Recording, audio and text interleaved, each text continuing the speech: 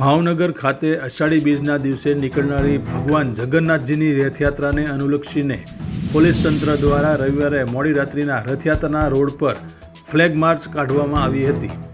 ભાવનગરના સુભાષનગરમાં આવેલ ભગવાનેશ્વર મહાદેવના મંદિર ખાતેથી કાઢવામાં આવેલી ફ્લેગ માર્ચમાં SP Harshad Patel, DYSP R S. Singhal, LCB એસઓજીના પીઆઈ તેમજ શહેરના તમામ પોલીસ મથકના પોલીસ અધિકારીઓ અને પોલીસ કર્મચારીઓ આ ફ્લેગ માર્ચમાં જોડાયા હતા. પોલીસ અધિકારીઓ દ્વારા રથયાત્રાના રોડમાં આવતા તમામ સર્કલો અને સંવેદનશીલ વિસ્તારોનું નિરીક્ષણ પણ કરવામાં આવ્યું હતું.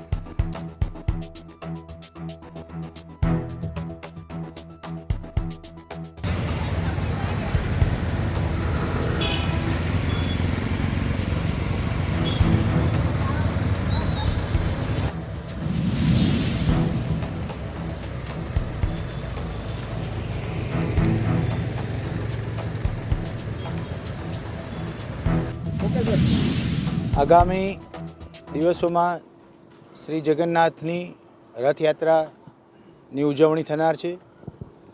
તે અંતર્ગત ભાવનગર શહેરના તમામ પોલીસ સ્ટેશનના થાણા ઇન્ચાર્જ, તમામ પોલીસ સબ ઇન્સ્પેક્ટરશ્રી અને પોલીસ સ્ટેશનના તમામ ડિસ્ટાફના પોલીસ કર્મચારીઓ અને શહેરના ડીવાયએસપી સાથેની આજે સમગ્ર રૂટ ઉપર એક ફ્લેગ માર્ચનું આયોજન કરવામાં આવેલું હતું.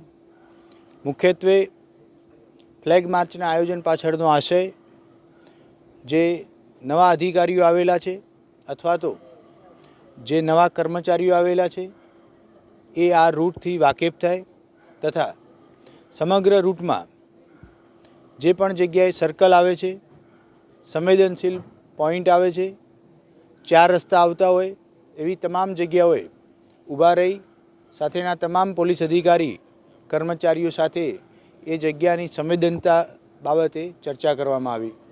આની સાથે સાથે સમગ્ર 17.5 કિલોમીટરના રૂટમાં કઈ જગ્યાઓ ઉપર નવા બાંધકામ ચાલી રહ્યા છે, કોઈ જગ્યાઓ ઉપરના ધાબા પોઈન્ટ ફેરબદલી કરી અને કોઈ અન્ય જગ્યાએ ખસેડવાની જરૂરિયાત ઊભી થશે કે કેમ, ડીપ પોઈન્ટ અને ફિક્સ સંવેદનશીલ પોઈન્ટની ચર્ચા કરવામાં આવી. આમ સમગ્ર રીતે આજરોજ રથયાત્રાના પૂરા રૂટ ઉપર અધિકારીઓ રૂટ અને વિસ્તારથી માહિતગાર થાય એ મુજબનું આયોજન હાથ ધરવામાં આવેલું હતું.